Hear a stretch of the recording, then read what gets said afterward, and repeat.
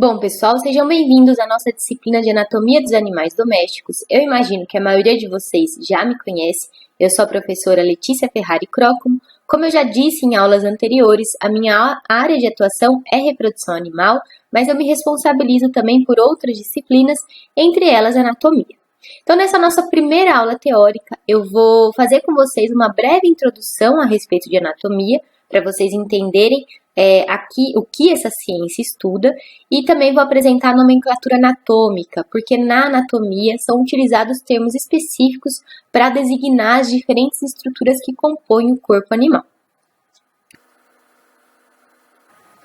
Então, gente, a nossa disciplina de anatomia, ela tem enfoque sobre os animais domésticos. E eu pergunto para vocês, o que são os animais domésticos? Como que vocês definem animais domésticos? Então, são animais que foram domesticados pelo homem e, portanto, convivem com ele. Dentre os animais domésticos, nós temos os animais de produção, que são aqueles destinados para fins produtivos, produção de carne, leite, pele, pelo, ovos, onde nós temos ruminantes, suínos, aves, e também aqueles que são destinados a trabalho, esporte, como por exemplo os equídeos, e nós temos os animais domésticos de companhia, também conhecidos atualmente como pets, que são aqueles animais que foram domesticados e estabeleceram um convívio mais íntimo com o humano, digamos assim, né? Então, existe uma afetividade maior do humano com esses animais de companhia, que nós temos daí cães, gatos, coelhos, entre outros. Só fazendo uma observação, quando a gente se refere a animais exóticos são aqueles que não pertencem à fauna brasileira. Então, pertencem à fauna de outro país, por exemplo, e foram introduzidos no Brasil, um exemplo, né? E animais selvagens ou silvestres são aqueles animais que pertencem à fauna brasileira, mas que têm hábito de vida livre, ou seja, não foram domesticados. A criação em cativeiro, tanto de animais exóticos como de animais silvestres ou selvagens, ela só é permitida com a autorização do IBAMA, tá ok?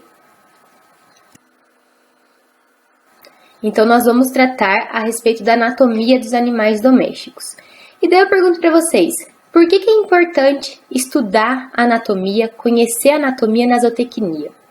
Porque, gente, é extremamente importante a gente conhecer a estrutura anatômica normal de um animal e suas adaptações, para que depois, com base nesse conhecimento, a gente possa estabelecer condições de criação que possibilitem o máximo bem-estar desse animal e a sua máxima produtividade, ou seja, o seu máximo rendimento.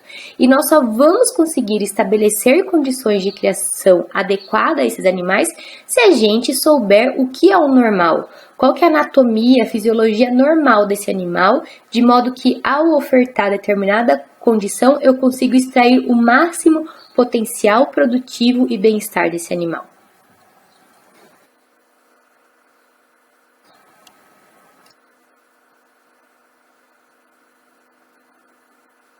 Então, gente, a anatomia ela vai ser essencial para vocês depois conseguirem entender os processos fisiológicos. Então, primeiro vocês têm que entender como que os diferentes sistemas que compõem o corpo do animal são constituídos em termos de órgãos, para depois conseguir compreender a fisiologia dos diferentes processos que ocorrem no corpo desse animal, como, por exemplo, digestão, reprodução. É importante vocês compreenderem quais são os hábitos normais desses animais, um exemplo, qual que é o modo de captura de alimento desses animais, para depois vocês adequarem o tipo de pastagem que vocês vão utilizar, o tipo de nutrição que será ofertada para esses animais, visando sempre o maior e o melhor, né, e maior desempenho produtivo desse animal.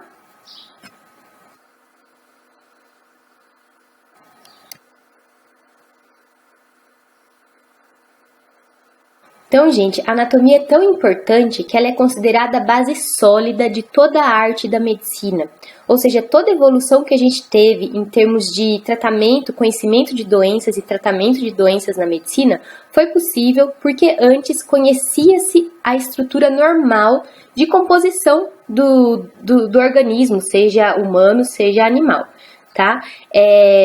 Então, assim, é importante conhecer a constituição anatômica normal de um corpo, no nosso caso, né, de um animal, para depois a gente conseguir resolver problemas ou prevenir problemas.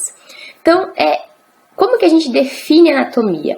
A anatomia, então, vai ser a ciência que vai estudar de maneira macroscópica o corpo do animal, ou seja, vai estudar a estrutura macroscópica que constitui o corpo desse animal e o seu formato. Em citologia e histologia, nós estudamos a composição microscópica do corpo desses animais. Então, em citologia, nós estudamos a constituição a nível celular, em histologia, a constituição a nível tecidual, e agora em anatomia, a gente vai estudar a constituição do corpo desses animais a nível de sistemas e os órgãos que constituem esses diferentes sistemas.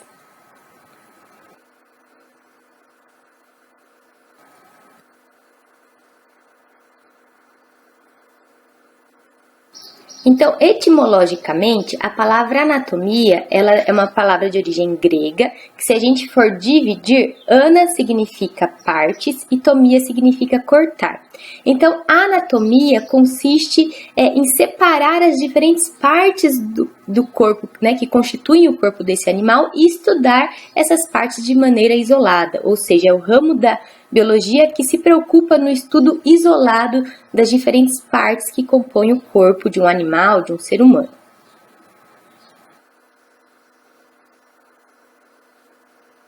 No caso, o nosso enfoque vai ser a anatomia voltada ao corpo animal.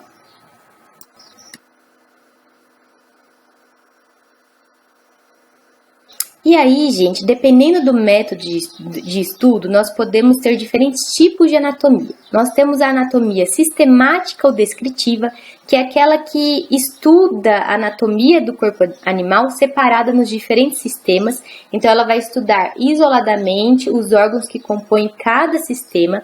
Nós temos a anatomia topográfica ou regional, que divide o corpo do animal em diferentes regiões e estuda daí as estruturas que compõem cada uma dessas regiões, independentemente dos sistemas que esses órgãos ou estruturas compõem. Temos a anatomia comparada, que estabelece uma comparação entre as diferentes espécies, né? A comparação de estruturas que compõem as diferentes espécies. Temos a anatomia especial, que tem como enfoque uma espécie que estuda uma espécie em especial. Nós temos a anatomia radiológica, que envolve o estudo da anatomia do corpo a partir de imagens radiográficas obtidas por meio de raio-x. E nós temos ainda a anatomia artística, ou também conhecida como a anatomia plástica, que estuda o relevo do corpo desse ser vivo, né, desse indivíduo. Então, na nossa aula, qual que é o método de estudo que a gente vai utilizar? Nós trabalharemos com anatomia sistemática e comparada, ou seja, nós vamos estudar os diferentes órgãos que compõem os diferentes sistemas do corpo desse animal de maneira isolada. E nós também iremos trabalhar com a anatomia comparada, ou seja, dentro desses sistemas nós iremos estabelecer comparações entre as diferentes espécies de animais domésticos. Ou seja, na nossa próxima aula, por exemplo, nas nossas próximas aulas, nós vamos estudar as estruturas que compõem o sistema esquelético, depois as estruturas que compõem o sistema muscular, depois as estruturas que compõem o sistema articular, estabelecendo sempre dentro de cada módulo a comparação entre espécies.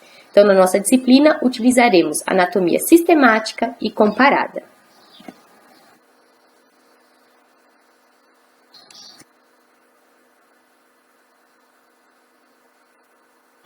Então, a anatomia sistemática, ela pode ser dividida de acordo com o sistema que vai ser estudado da seguinte forma. Nós vamos ter a osteologia, que corresponde ao estudo do sistema esquelético, ou seja, dos ossos e cartilagem que compõem o sistema esquelético desse animal. A sindesmologia, que corresponde ao estudo das articulações ou junturas. A miologia, que é o estudo do sistema muscular. Esplancnologia, que vai ser o estudo das vísceras que compõem o corpo desse animal. Angiologia, que é o estudo do sistema cardiovascular e linfático. A neurologia, que é o estudo das estruturas que compõem o sistema nervoso, e depois nós teremos os órgãos dos sentidos, que estuda os órgãos que possibilitam o contato desse animal, a percepção desse animal com o meio externo, e as estruturas que compõem os revestimentos, os epitélios de revestimento do corpo desse animal. Entre outras, tá? Então, ao longo da nossa disciplina, nós vamos trabalhar, estudar os diferentes órgãos que compõem os diferentes sistemas do corpo desse animal.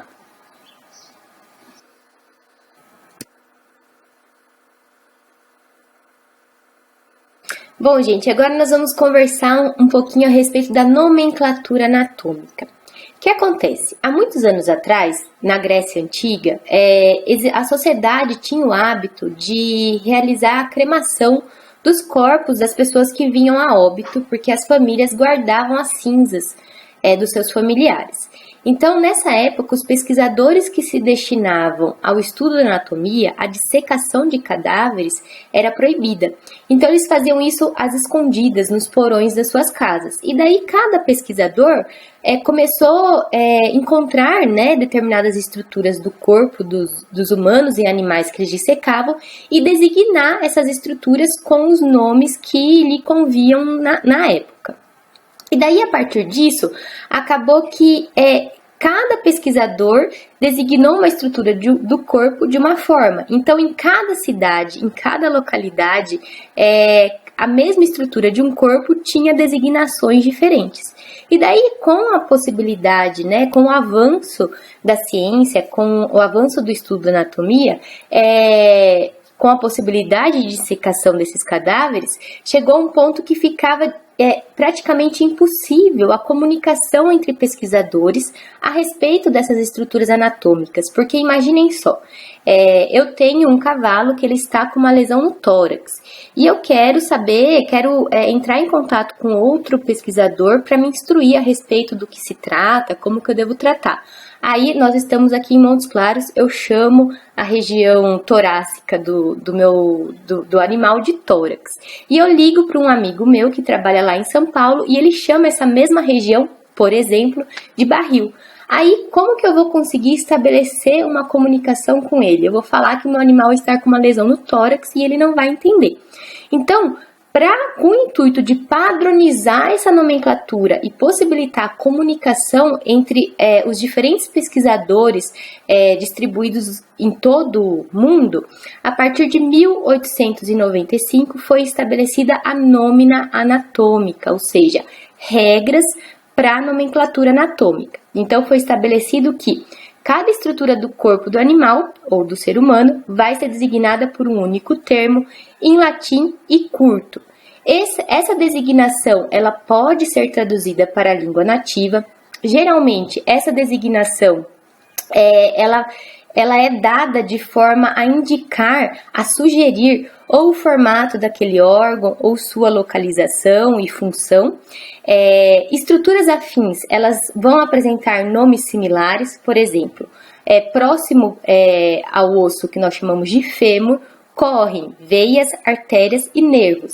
Então, nós teremos o nervo femoral, a veia femoral e a artéria femoral. Notem que o nome ele faz designação a mais ou menos a localização dessas estruturas e como todas as estruturas passam por próximas ao fêmur, embora sejam estruturas distintas, elas recebem nomenclaturas similares. Ok?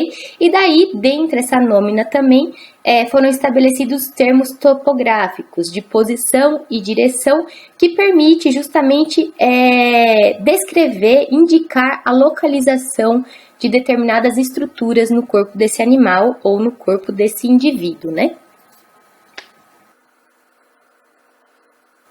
Então, a importância dessa nomenclatura anatômica foi justamente padronizar a forma como as diferentes estruturas do corpo de um indivíduo eram designadas, facilitando assim a comunicação e a troca de conhecimento entre os diferentes pesquisadores distribuídos em todo o mundo.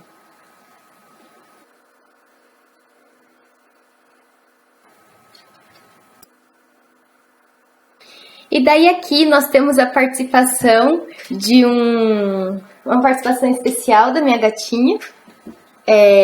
E daí, gente, voltando aqui para anatomia, o que acontece? Para facilitar também a redação de relatórios, foi possibilitado a abreviação de determinadas estruturas antes da sua designação. Então, por exemplo, artéria A se for no singular ou AA se for no plural, e assim por diante. Então, essa possibilidade de abreviação das estruturas antes de inserir a sua designação, o seu nome específico, né, o nome específico dessa estrutura, facilita também a redação de relatórios, assim por diante. Por exemplo, artéria femoral, você não precisa escrever artéria femoral, você pode só colocar A pontinho femoral.